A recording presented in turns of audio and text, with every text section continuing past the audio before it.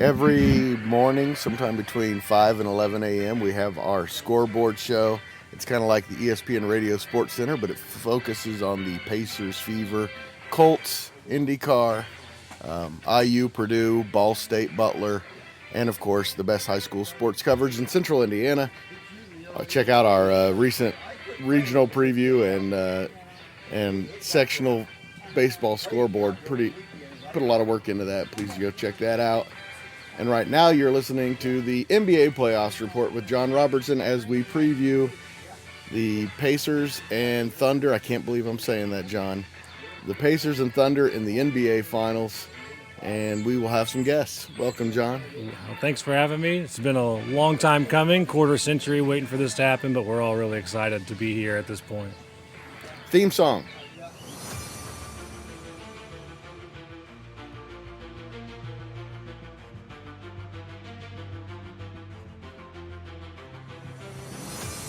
You're listening to the Central Indiana Sports Report with your host, Greg Mengelt. Welcome, NBA fans, to the NBA Playoff Report with John Robertson. And might as well be the Pacers Report now. It might as well be the Pacers Report at this point. John, we started this NBA Playoff Report thinking that the Pacers were going to be eliminated by the Cavaliers and we were going to need to talk about the NBA playoffs going forward. Turned out we just talking about the Pacers most of the time. Yeah, but that's a good problem to have. It really is a fun, good problem to have. Like, I love watching the NBA as much as anybody, and I'll follow it regardless who's in there, but it's way more fun when your team is the one still playing for the trophy. This has been fantastic, man. This has been, and completely, as you may have heard, I have been picking against the Pacers whole time. You have been. So this is completely stunning to me. Every other time the Pacers have been in the Eastern Conference Finals, with the exception of maybe last year, but that was, I still say, because of injuries. I saw it coming. You knew that they were that good, but this one, I didn't see coming at all. I was going to say nobody saw it coming, but Will and you and a few of you have been talking about it from the beginning. If you asked me at the beginning of the season if they were going to make it to the finals, I don't know that I would have believed then they would make it all the way, but I definitely felt like they were going to go deep. I felt like they had the potential to make a deep run. But yeah, I'm a little shocked. I think it's one of those things like you believed it could happen, but like it's also you're surprised when it does. Yeah, there were a lot of other times we believed it could happen, and it didn't. For sure. And if for anybody who's been following this team for many years, they know the ups and downs, and they know how close we got at like 2014. Yeah, we are definitely on the fan base pain scale for sure. We're not as bad as like the Vikings and the Browns, who have had all these heartbreaks. That's for sure. But we're up there. You know. Well, and like we're probably ahead of the Cubs now since they won a World Series. Yeah, they did win a World Series. What was that, 2016? Yeah. I mean, being a Royals fan, I know what this is like because it was 30 years between Royals World Series. So I tried to explain that to my daughter because she was only like a couple years old when that happened, and obviously she wasn't around for the 25 years before it. But when you've been a fan of a team for so long that it gets close and then doesn't do anything for a long time and it gets close, and when they finally make it, it's just such a good, exciting feeling. It's so just thrilling to be there, and you've been waiting for it. By the way, I lived and died with Willie Wilson and the Royals in the 80s before I solidified as a Reds fan. Growing up, didn't really have a team. I kind of bounced around based on players. And at one point, it was definitely the Royals. I loved that team. I grew up watching the Royals just because I had an uncle that lived in Kansas, and he would always send me Kansas City Royals stuff for my birthday. Do it. That's how you do it. Since we didn't have a team here, I'm like, well, I've adopted the Royals. Everybody send your nieces and nephews Pacers gear. By the way, I've said this on our text thread. If the Pacers win the championship, for the rest of my life, I will, whether it's this year or another year, I will never not be wearing something with Pacers NBA champions on it. At some point. I love it. I already ordered some finals merch. I ordered a hat and a couple shirts, just... You jumped the gun. Well, if they win, I'll buy some stuff too. Like, it's not like I won't repurchase. I want to celebrate the moment. Like, I really think that it's not a failure if we don't win the finals this year. I think it's a year to celebrate regardless. For the people that are feeling like if we don't win, it's not enough. I would maybe say reevaluate that stance. Yeah, John, coming into the season, I've been saying I'm 51 years old. I've seen it all except for a championship. So it's championship or bust for me. But I don't feel that way now. I feel like this team has done more magical things than I could have possibly imagined. It's been so enjoyable to watch that right now I see icing on the cake. And by the way, I don't feel that way for next year. Next year, if they're not all in to win the championship, there's something wrong with them. Yeah, that's totally fair. But if they don't beat the Thunder, who very similar teams, we're about to talk about Sure. that. Similar teams in a lot of ways, a lot of very interesting matchups of similar type players. But the Thunder are the better team going into this. Everybody's going to admit that. I don't think a national media person has said the Pacers are going to win it. Not a single one. I saw the ESPN thing had 40, and they all had Thunder. And I don't think any of them had it in 7. I think they were all 5 or 6. But that's no different than any of the other series we've gone into. So take that with yeah, that's probably true. That's one of the things. I think this team plays better when they are doubted. Yeah. I truly believe that the Pacers are going to come in much more focused and ready to play if they're doubted. If they feel like they've got the advantage, they're not going to play as hard. I'll say this: the media I listen to that knows what they're talking about have said all along the Pacers could win the series they were playing in, and even they are saying No, they're shot. not going to. No, I wouldn't say no shot. In fact, Ryan Russillo said something interesting that the Pacers have a chance to win because Tyrese Halliburton figures teams out as he goes. And if he figures a team out and they don't have a solution, they have a chance. But I put it at 29 to 31%, somewhere in there. You probably have it higher than that, the way our mentality's been as we've been going. I think we're probably in the same ballpark. I mean, I'd say if I had to bet, like gun to my head, bet money on what the outcome's going to be, I'd say Thunder in 6. But Yeah, me too. I think that the Pacers have. I have hope. I said Bucks in 6, so. Well, you did. You did.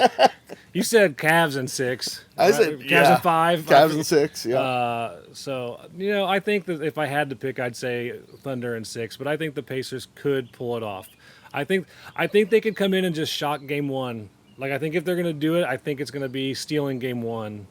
I feel a lot better about it now than I did at the beginning of the playoffs, I'll say that.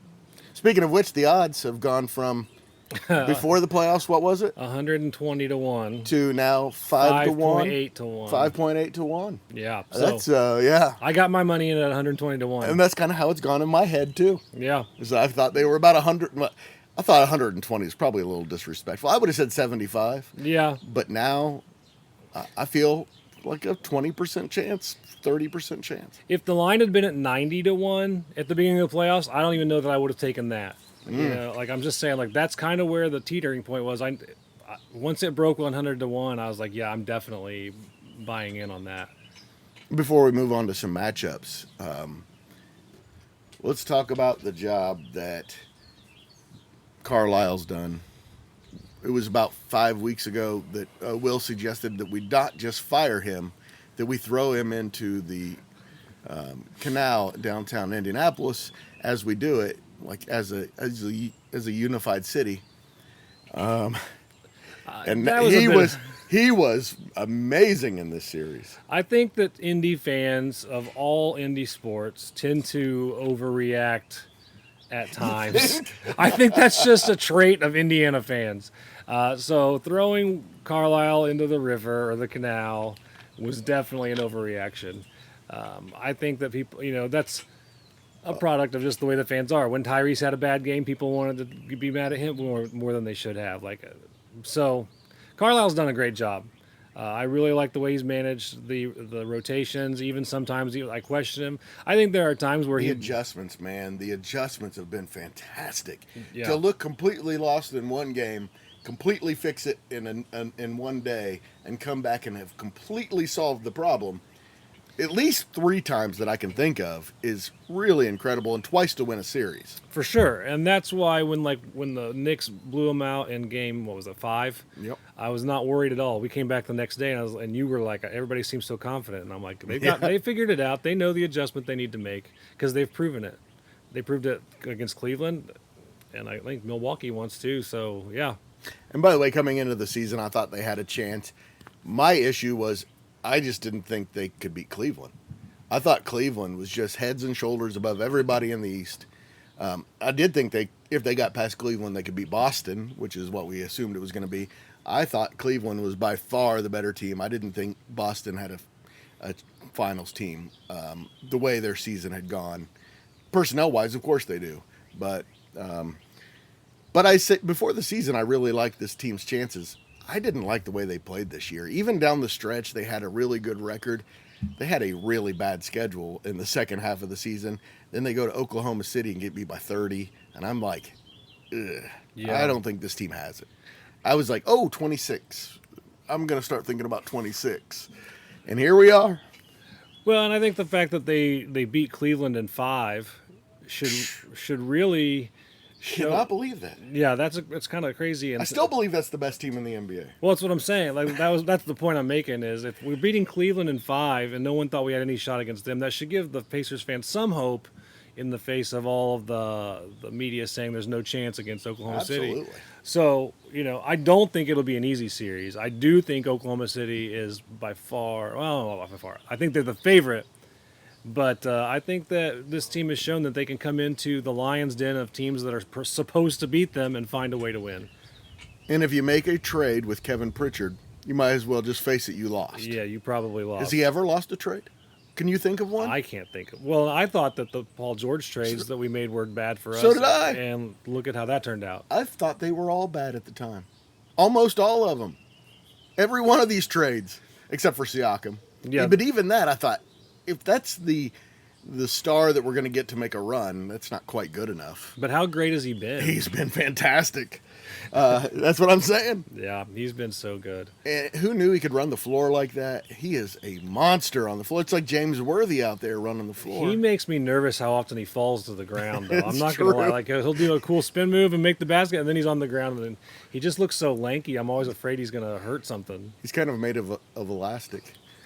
We've mentioned the Paul George connection, and I want to make this really clear. I love you, Paul George. You were so good to me when I was in the media. One of the nicest guys you'll ever meet, and was so accommodating to me. But what's he feel like this week? I think Paul George wants to come back to Indiana. He'd be a perfect fit too. I think everyone else hates it, but I think he'd be the perfect fit at the 3. I watched one of his podcasts last week, and he was talking about how much he loves Tyrese Halliburton, and he was just buttering up the team, and I'm like, this man is trying to get an end to come back to Indiana. He wants to end his career in Indiana.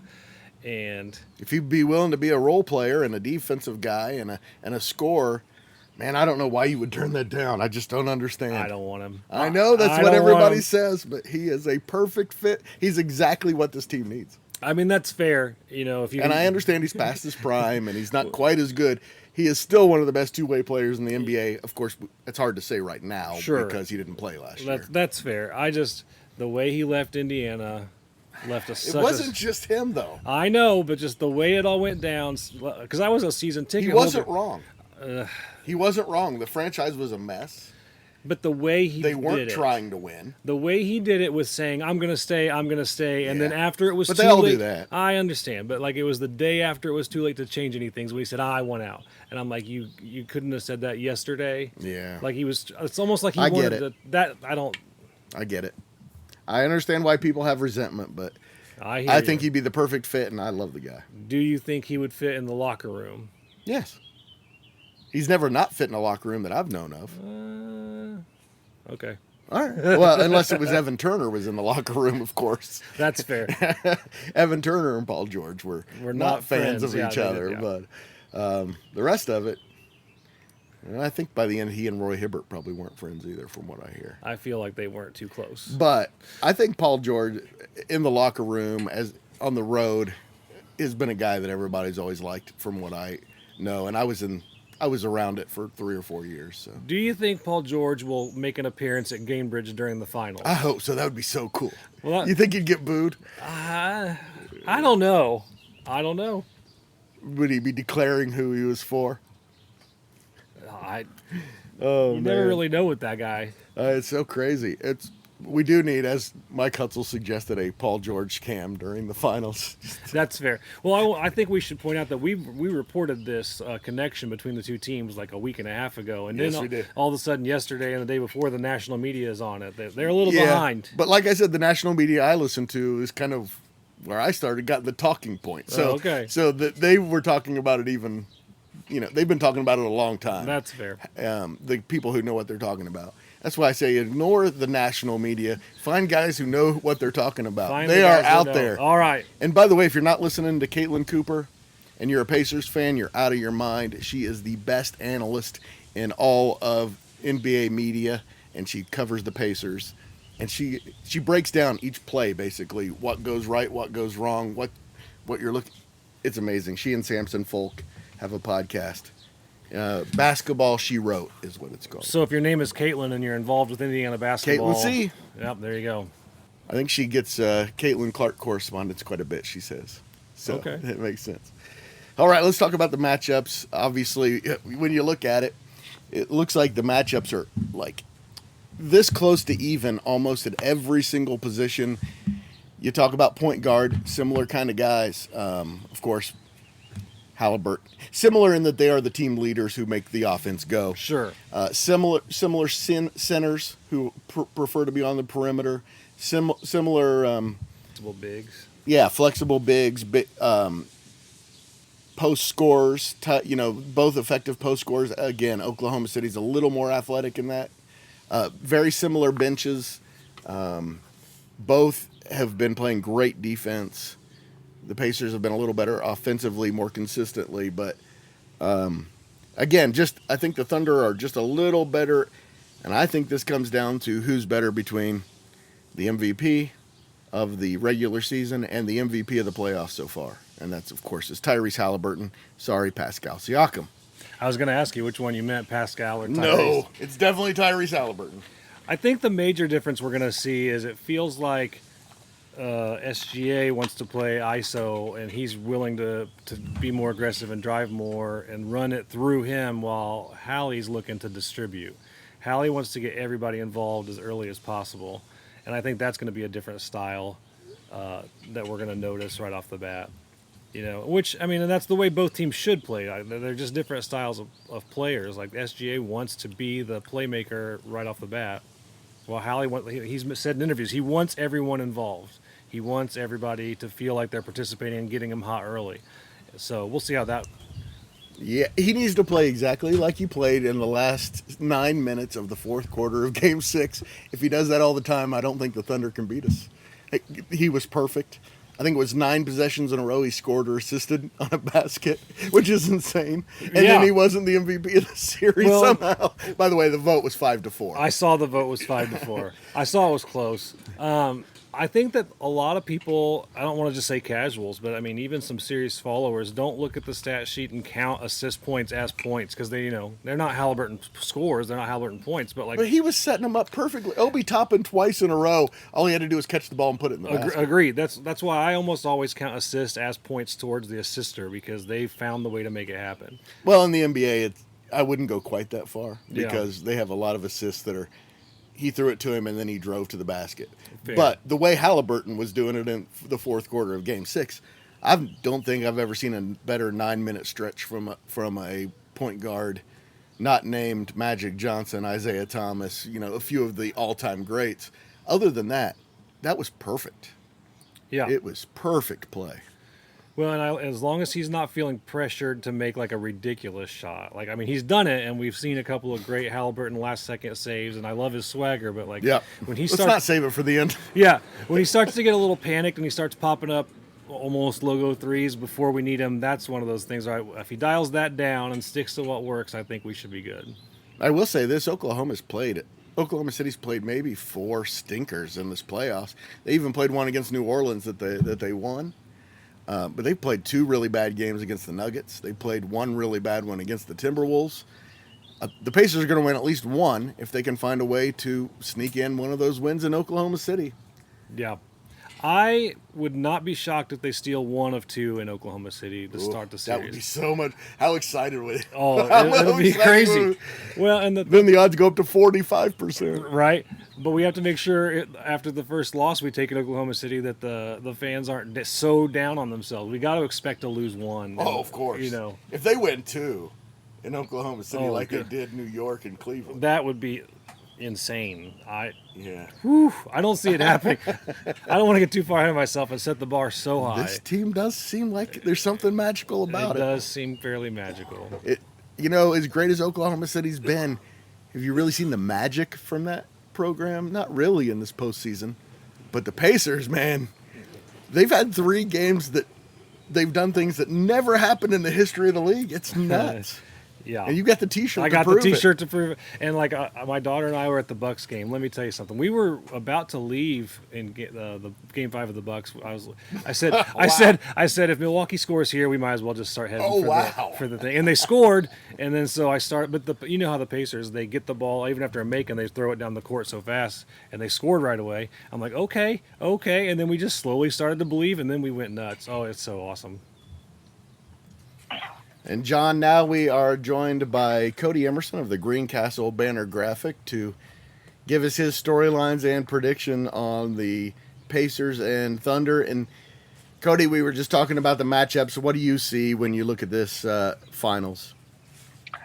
I think you've got some obviously intriguing matchups. Lou Dort is obviously a very, very good perimeter defender for the Oklahoma City Thunder. So is Jalen Williams. He's kind of that two-way guy. So is Alex Caruso. Yeah, so the Thunder they're the top defense in the NBA, so the Pacers are going to be tested. There's no doubt about that. I think where the Pacers might have the edge, and I'm not even going to say might, I think they do have the edge, will be with their bigs. I think Pascal Siakam can take, I don't know if they'll put, I would assume Holmgren, or I'm not sure Holmgren. I assume so. Yeah. I'm not sure how they'll match that up. But I would assume right now Siakam versus Chet Holmgren, and then Miles Turner versus Isaiah Hartenstein. Well, you got to like the Pacers in both of those matchups. Yeah, that's what I was just about to say. I do like the Pacers in those matchups. So I think Pascal Siakam is just going to carry over what he did against the Knicks for the most part, with being obviously the Eastern Conference Finals MVP. Well, that was up for debate, whether he or Hallie or, the votes were 5-4. You could have gone either way. We've already had that debate. Yeah. But nonetheless, I think Siakam will continue his great play. I think Miles Turner is primed to have a potentially big series. He can bring Hartenstein away from the basket, open up some driving lanes, and what the Pacers do so well, and what I think they're going to probably try and do in this series is find whether it be Turner or Siakam send some screens and see if Oklahoma City's and how they play those screens. Whether they switch, do they go over? And if you get a mismatch, the Pacers are the best. We saw that. We've seen it all playoff long. They take advantage of mismatches, whether it be Siakam on a smaller guard, whether it be Caruso or Williams or whoever it might be. I think Pacers are going to try and do that to the best of their ability. And it'll be interesting to kind of see how Oklahoma City, do they try, like I said, do they try and go over screens to avoid switching, or how do they play that? I mean, so the perimeter game, like I said, I think favors Oklahoma City defensively, but the Pacers will hopefully be able to have a big series from both Siakam and Turner. Let me ask you this, because I agree with your initial assessment on our bigs give us an advantage, but what happens when Miles Turner gets in foul trouble early, like we saw a couple of times in New York? Do you think we have the ability to make the adjustments and still have an advantage, or do you think that's going to be a huge problem for us? Thomas Bryant. Well, that'll be key, is kind of how, do they go to Thomas Bryant? Do they go to, I don't think we'll see much of Tony Bradley. I highly doubt it. But he's an option. Do the Pacers decide to go probably we'll probably see a lot of Obi Toppin in this series. Do they go a little smaller and more Lots of fast-paced? Obi. Because it's going to be, staying out of foul trouble and is going to be paramount, because we've discussed this on when we've done some Pacers reactions too. I think I brought it up, is the Pacers, and it's just the way the bracket has kind of been this entire postseason, but the quote-unquote foul merchants, they've gone up against Giannis, they've gone up against Donovan Mitchell, Jalen Brunson, and now you're dealing with Shai Gilgeous-Alexander. So it's going to be a tall task to, we're going to have some foul trouble, probably in a game or two. But I think the depth that the Pacers have we got Obi Toppin, we got Thomas Bryant. If we need to turn to Tony Bradley, they have the depth. No more Tommy Bradley. No more. I would rather go to Obi Toppin at center, Cody. Especially in this matchup where they don't have the big, strong, dominating bigs. Obviously, Chet Holmgren is capable of being a big, strong. Not physically, but presence. Sure. And I don't think we'll need Tommy Bradley at all. Well, I just wanted to ask the question because I think that, like you said, with Shai, you're going to have a lot of fouls. You're going to pick up fouls. They're going to get spread, hopefully, across the team. But, you're going to get them because he's looking at whether you want to say he's a flopper or not, I'm not going to get into that argument. I'm just saying he's looking to drive and make someone make a mistake. I will. Yeah. He's a flopper. What I will say this generation of floppers. What might benefit the Pacers, and we've seen them do it, and excluding the game, what was that game? Yeah, game 6 against the Knicks. I was trying to figure out how many games it was. Been doing that all week. They tried to change who was guard, whether it be Andrew Nembhard, whether it be Nesmith, whether it be, I don't think we'll see much of Halliburton on Shai. That'd be a bad matchup. But I think they'll try their best to maybe change up some matchups to kind of avoid, one specific player getting in foul trouble, I hope. But that's going to be a problem. Shai I don't know exactly how many free throws he averages per game, but it's probably 44? 8. I don't think it's quite that much. Right? But, it's going to be a problem. The Thunder are a phenomenal team. These are the two best teams in the regular. The 13th team ever to win the 13th team ever to win 80 games, and if they win the championship, they will be the third team ever with 84. So that's some big company there. But we haven't talked much at all about Obi Toppin, and I think he's going to be huge in this series. I'm a giant Obi Toppin fan. I wasn't, but the second half of this season, this playoffs, man, he has been even his defense has been pretty good. Yeah, I like Obi, and I've been a fan of Obi. You need him to show up. He has a lot of games where he just doesn't make the trip on the plane or something. He's just sitting on the bench, not doing it. But when he's there, he's an electric player. He can get the crowd either into it or out of it, and he plays really well when he's on. He did not shoot it particularly well against the Knicks until Game 6 when he had a couple of big threes, but he's going to be needed to stretch the floor a little. The more guys run the floor. That's what you can have stretch the floor. He's been great at running the floor, Cody. That is what I'm really intrigued when we talk about the Thunder defense, especially off of make, because Pascal Siakam and Obi Toppin or whoever it might be, at least one pacer sprints down the court, even after a make. So we've seen multiple times the Knicks just, whether it be, I don't want to say caught off guard by it, but just lackadaisical defense, which you're probably not going to get that from the Thunder, considering they're the best defense in the league. How do they, make sure that the Pacers don't get, a 5-second possession after an Oklahoma City make? And that happened, by the way, twice the other night in fewer than 4 seconds. They scored two baskets off of a make. Yeah. I doubt that's ever happened.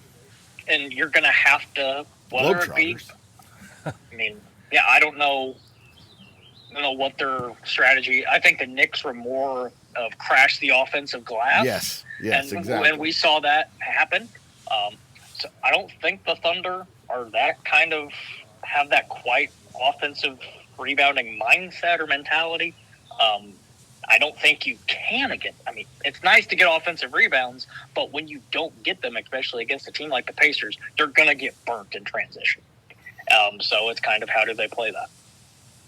All right, Cody. I picked the Thunder in 6. We have not gotten John's prediction yet. We're saving that for the end. What's your prediction? I'm probably going to go with my heart over my head. Pacers have been doubted this entire postseason. They've been doubted in every series. They're heavy underdogs. I have mad respect for the Oklahoma City Thunder.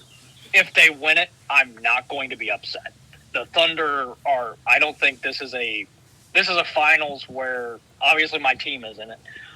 But if my team loses, I won't be too upset. We'll see how you feel. We'll see how you feel by Game 7. I'm still no Thunder. I don't hate the Thunder. I have no reasons to hate the Thunder. The rest of the kind of teams that the Pacers have run into, we at least have maybe a reason or two to hate them. Well, I'll give you a reason to hate them right here, Cody. The state of Oklahoma does not deserve to have an NBA championship before the state of Indiana.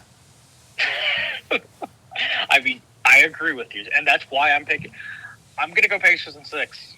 A very unpopular pick, but this team, they have, I think, a key, and I can't remember exactly who I was listening to the other day, said I think they were picking the Thunder in 5 or 6 or whatever the popular pick is. If the Pacers do what they have for the last few series and steal a game in Oklahoma City, we're having now. Granted, Oklahoma City can come back and steal a game in Indy or whatever, right. But we're having. I think if the Pacers steal Game 1, especially if they steal Game 1, we can have an interesting conversation and an interesting series. Oh, we'll all be so excited! I can't even imagine. Like I said, I'm probably picking with my heart over my head, but I'm saying Pacers. Hoist the Larry O'Brien. And now we welcome in Will Rutherford, and we just got a prediction out here at the Tipton Municipal Golf Course. By the way, thank you to Tipton Municipal for hosting us. And it was Pacers in a sweep. Pacers going to sweep, okay. Pacers sweep. That is a bold prediction. I hope it's correct, but it's very bold. Will, I think Will might actually. Will Rutherford joins us now. You're going to say Pacers sweep too, Will? I'm not that crazy, but I love the guy's confidence. I do think the Pacers ultimately win this. I think Pacers do it in 6, actually. I said 7 for a while, but I think the Pacers take care of it in 6. Why? I think that Aaron Nesmith and Andrew Nembhard are going to have really good series. I think they're going to be defensively locked in, which is going to help their offense. The Pacers are going to get in transition and run, and I think they're just going to force the Thunder to play like everybody thinks the Thunder can play, and I think it's going to make them uncomfortable. I think the Pacers are going to put pressure on them night in, night out. Pacers may drop the first 2 in OKC, and I wouldn't be shocked, but I think that the Pacers' ability to stretch the floor will wear on the Thunder, and they'll ultimately wear them out just like they have done every other team in this playoff so far. I think that's not a terrible analysis, but I think that Oklahoma City is deeper than anyone we've faced so far. So I think that it's going to be harder for us to wear them out with our bench, the way we did New York, the way we did Milwaukee. I think Cleveland did a pretty good job, but I think it's going to be hard to use the same strategy. I think it's going to take Carlisle coming up with something different to shock them or surprise them. But he's done that throughout the playoffs. You're right. He has. He's done it. And I don't want to say that Will's wrong. I just because I think he's right. I think if we're going to do it, it's because we're going to wear them down with our depth. But I feel like Oklahoma City is the deepest team we've run into in the entire playoffs. Okay. Yes. You got an opinion? Yeah. I got a question. All right. Hold on a second, Will. Hold on, Will. All right, now we're joined, and Will is still on the phone. We're joined by Ben Hobbs. Oh, hey, Here hey, here at Ben. beautiful Tipton Golf Course. Yes, it is. Getting ready to go out and work on a very bad golf game. If there's anything you want to know, ask this guy. We are, and we're going to ask him So- about the Pacers. What's going to happen, Ben? All right, so I have a question, and I'm wondering, what was the record head-to-head between Cleveland and Oklahoma City during the season? Does anyone have that knowledge? I believe it was Cleveland 2-0, wasn't it? Was it? I believe so. I believe they beat them twice. I'm not sure. I'd have to look it up. I don't remember exactly. You know, I think the thing that the experts are sometimes overlooking, I think this is a different Pacer team than the Pacer team that played them in early March and got beat 132 to 111. Yeah, that was ugly. I think their defense is considerably stronger than it was earlier in the season. I think they've kind of figured that out. So I think it'll be a close series. I really do. I don't think it's a 4-game sweep. I'd take the Pacers in 7. Wow. So far, everybody except for Greg says the Pacers, and that's not unusual. That's how it's been since the very beginning. I picked Milwaukee to beat the Pacers. Greg's been thinking the Pacers are going to lose every series up until I said them. I picked them to beat the Knicks. He did pick him to beat the Knicks. Yes. I just thought Cleveland was by far the best team in the NBA. Yes. And it sure gives you hope. Yeah. With the way they handled them. Exactly. That's why I say I think they're playing at a different level, and I know Oklahoma's got the MVP and a lot of big athletic players. Big guys. A lot of big athletic players. So to answer your question, the Cavaliers won the first game 129 to 122 in early January, and then Thunder stomped Cleveland. Well, that's right. When Cleveland had nobody, they were all. They were quit. They had clinched. And so it's 1-1 was their record. 1-1. Yeah, I remember watching the first Oklahoma City Cleveland game, and that's where I formed the opinion Cleveland is the best team in the NBA and the most balanced and the most depth. And at one point, they didn't have very good depth, and then they made some really good trades. I cannot believe to this day that the Pacers handled them the way that they did. I know. Yeah, nobody predicted Pacers in 5 versus Cleveland. I think a lot of people had Cleveland, like all the major outlets had Cleveland winning the series. Even on our Homer podcast, we had a few Pacers, but it was all Pacers in 6, Pacers in 7. Yeah. Nobody had the. Oh, well, Will said sweep. Will said we were going to sweep, which we all laughed at, but he was the closest if you think about it. When everybody said the Pacers were going to beat Cleveland, I think I called everybody homers and morons. Well, yeah, and delusional. Delusional. That was the right word. That's the word. Well, you know, the other thing that could play into this is injuries, and I know the Pacers have got a couple people dinged up, and I hope the rest helps Neesmith and I don't know about our other big that got hurt the other night. How bad he's hurt, but he's not a key player, but certainly. Jarris Walker. He might have been a factor in the series. I don't think he's going to play now. He's out for the first 2 games officially. He might return in Game 3, but they have not made an official statement. Yeah. But he's the future. He's the future of this franchise. He's going to be a good one. Yeah. Thanks for joining us, guys. Really appreciate it. Nice meeting you, Ben. Nice to meet I you. assume I know all your relatives since you're a Hobbs from Tipton. So it was nice to. I'm a Hobbs from Hobbs and Tipton. Oh, you're the Hobbs from. So is it named after your family? I assume. Oh, probably someplace. Probably. Back. I don't know. There's too much to be proud of. It's a great town. Come on. All right, we're back with Will, and we haven't mentioned the matchup of America's favorite 2 hustling white guys in the NBA Finals. Oh, Alex Caruso versus T.J. McConnell. That's right. We have not mentioned that yet, Will. Yeah. That's good. That's fine. I was going to say, last time we talked to Will was not a T.J. McConnell fan at the time. No, there's no reason to waste time talking about 2 guys that are going to have, I don't know, minimal to average effect on the series. I don't necessarily agree with that take. Caruso is a plus player for sure. I would love to have that guy. And also, don't forget this. MCCONNELL McConnell. I could have done without that, but Yeah. TJ, I think TJ is going to have a good series. I think he's going to come out and really he's never been in the finals with any of his teams he's Nope. been with, No, he's so not. he's going to be excited about it. And I disagree with Caruso being average. I think Caruso is a plus player for sure. One of the top 5 defenders in the NBA. Now I know, Will, your biggest knock on TJ is you hate how he gets careless with the ball sometimes, and Definitely does that. Yes. And I agree with you. I think he has his moments where he gets careless, but I think McConnell is definitely a spark plug off the bench that we need. And I hope so. As long as he takes care of the ball, I like TJ McConnell. But the TJ McConnell that decides he wants to be Will Levis and throw the ball all over to the other team, I think he's a liability on the court for even the hustle minutes that he provides. If he's turning the ball over, he's not effective. And he has to take care of the ball in this series and use his minutes to the best of his advantage. Yeah, I definitely agree with that statement. I do, like, when I look back at the season, I can think of more games where he did take care of the ball than where he threw it away. I just think the ones where he threw it away were so prominent and in important moments that they're sticking with you a little more than they probably should.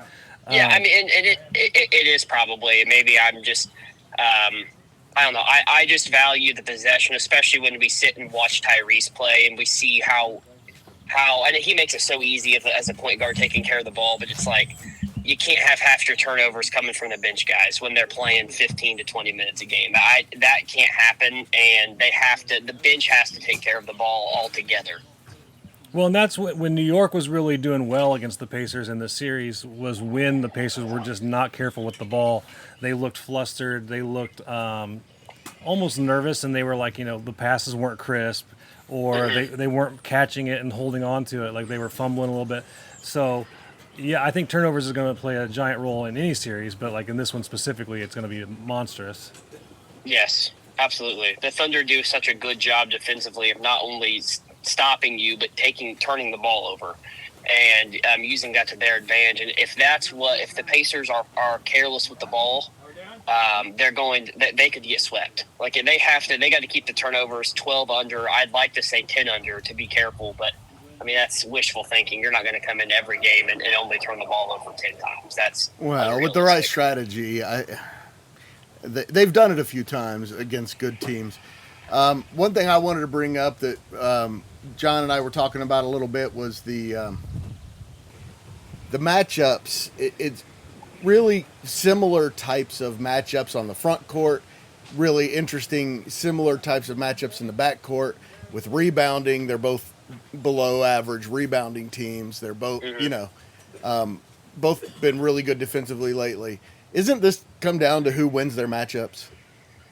I think so. Honestly, I think the X factor that nobody will think of, I think 6'6" Aaron Nesmith is, if he can effectively rebound the ball, I think the Pacers can kind of do their way. I would say all four of the bigs, with the quotations in this series, I wouldn't necessarily call Siakam a big, are average at best rebounders. And I think Nesmith, with his ability to jump, can be a huge impact as far as I don't see SGA probably getting and mixing it in offensively on the boards too often. I expect him to probably be back more than anything. And I think if Nesmith can control and have 7-8 rebounds a game, the Pacers are going to be in really good shape. Yeah, I really liked in Game 6 the way they had Halliburton rebounding and starting the break. I loved that strategy. I think we're going to see more of that. We talked about the adjustments that Carlisle's made, and we did bring you up that 5 weeks ago you were throwing him in the canal. I thought he was really good in these playoffs. He has been, and that was maybe the worst loss of the season as far as that loss to the Lakers. So I'm glad that was the low point. He's gotten better from there. But, yeah, I mean, that was a huge game to lose with playoff implications as far as 4 or 5 seed at that time, and it was inexcusable. And he's been a way above average asset for the Pacers as far as his ability to game plan and manage the game effectively. Yeah, the adjustments game to game have been, especially following losses, have been just fantastic. Well, thanks so much for joining us. We will talk to you again tonight for a special All Pacers 5 questions that need answers, although we probably will sneak in a Stanley Cup question. To be honest, we kind of have to, don't we, since it starts tonight. Or Tomorrow. Well, tonight, from when people are Yes. listening to this podcast. Yes. All right. Thanks so much, Will. We will talk Yep. to you soon. Appreciate it. Thank you, guys. Have a good one. John, thank you so much. This is our first NBA Finals report. Hopefully Ever. we get a couple more in the future. That's right. And on Wednesday morning, we're going to have our first ever Fever report with John Robertson and Michelle Garman following the Fever's Commissioner's Cup. Is that what it's called? Yeah, Commissioner's Cup Commissioner game? Cup game. Good idea, especially during the NBA Finals to kind of spread out the schedule and not have as many games. Well, and the Fever may not be great to report on yet. they got kind of lucky that there's like 4 games in 2 weeks here Yeah. because It's not going to be good for a couple weeks, but it should be exciting by the end of the season. and it's kind of interesting to see. You know, this happens a lot where it doesn't seem like it's important now, but certain players getting more minutes because she's out will in the end allow Stephanie to evaluate what she has and put together a rotation. And It could add some depth, and that's what's been the yeah. success for the Pacers. So Exactly. Yeah. And they had a new signing on yeah, Monday. a hardship signing. I don't You're know right. much about her, but She's averaged 10 yeah, points in seasons. yeah, she and- came from the LA Sparks and points look decent. So we'll see how it goes. Yeah, she had a nice run with Atlanta for 3 seasons. I think she averaged double figures a couple of times. So Without going too deep into the Fever theory, the thing with this team is it takes them time to learn each other. Everybody, last year was the same. So far this year's been the same. So I think it's gonna be hard for somebody to come in on a hardship contract and just suddenly sure. be really good. But so people should temper their expectations. Oh yeah. That's an emergency Right. signing. That's all. But thank you so much, John. my and pleasure. We will again talk tomorrow about the Fever. We'll be talking about the Pacers for the next 2 weeks. We have plenty to talk about, and it's been really good having you with us. I have gotten more than one compliment. Who is that guy, and why is he so professional? And here you are, and I love it. That makes me feel good. yeah, you sound like you've been doing this your whole life. Well, I haven't, but I went to school to be a broadcast journalist before I dropped out, and then came back later to become a teacher, and I teach journalism. So I have a little bit of knowledge on some of the industry.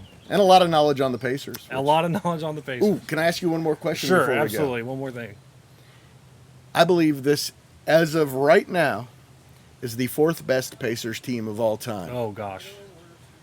I believe 1994 kind of stands on its own because it was the first NBA Pacers team that made any kind of impact in the NBA.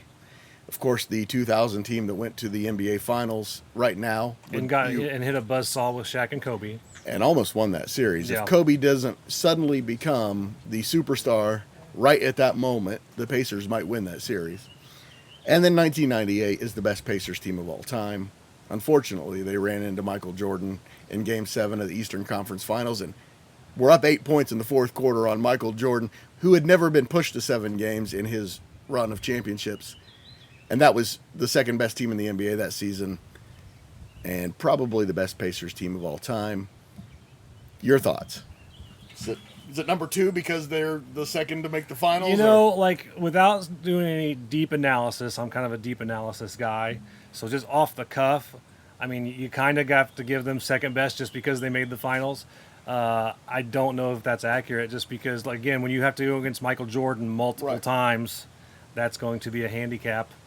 And then that 94 season was so special.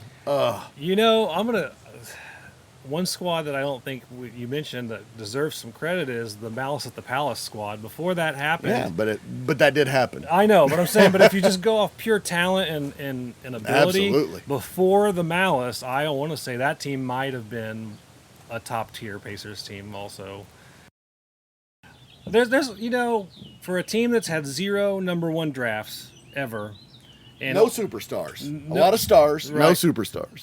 and only our second finals appearance. There's a lot of great history There really is. in Pacers basketball. When I was growing up, there from 82, which is the first team I remember, to 94, there was not much to celebrate. Like I said, one playoff game win in 87 over the Hawks. And then, of course, they went to the Celtics. Forgot about that Celtics series. Chuck Person, let's not Yeah, forget Chuck Person. One of the all-time great Pacers who said he never felt like he was part of another team and that he was always a Pacer. Love that guy. I've seen him at a few games. But then since 1994, it's been mostly positive. Even we've had a few years here lately, but it's been almost all positive as a franchise. It's been amazing. Yeah. We got to really give it up for Herb Simon. Yeah, well, absolutely. And Mel. yes. Let's just be honest, there's a lot of great characters that are associated with the Pacers organization, even if they're not Leonards. players. Yeah. Yeah, I think it's great that Nancy's getting all the recognition lately. I think again, we talked about the telethon the other day, but we wouldn't have a team if it wasn't for Nancy. That's right. The team would not be here if it wasn't for her. So I love It would be in Fort Lauderdale, I believe, is where they were headed. Have they ever has any sport ever had a team in Fort Lauderdale? No, and in fact, the only team in professional sports there at the time was the Miami Dolphins. Okay. When they would have moved there. Maybe the Buccaneers had just moved there. Yes, the Buccaneers had just become a franchise, but there was nothing in South Florida, and Fort Lauderdale brought a real bid to buy the Pacers, and Nancy saved the Pacers from moving to Fort Lauderdale. I want a Pacers telethon shirt so bad. Ooh, let's make them.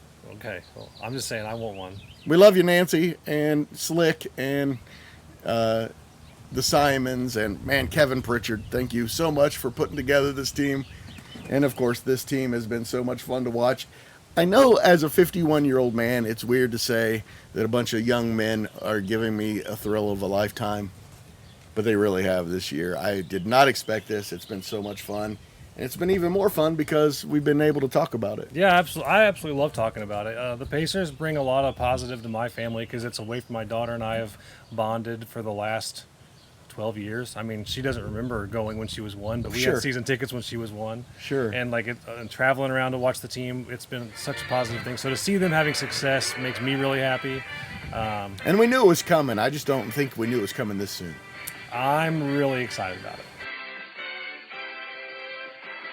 Thank you so much to John for joining me out at Tipton Municipal, and thank you so much to Tipton Municipal for allowing us to podcast out there. It's been a really great host to us.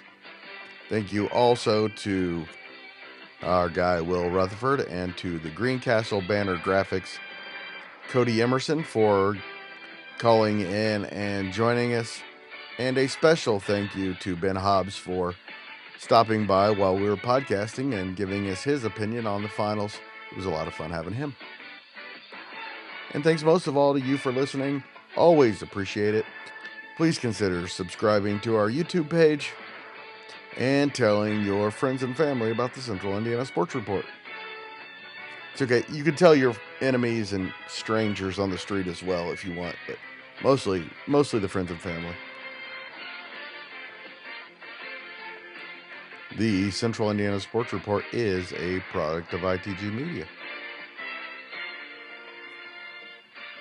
And I love Susie.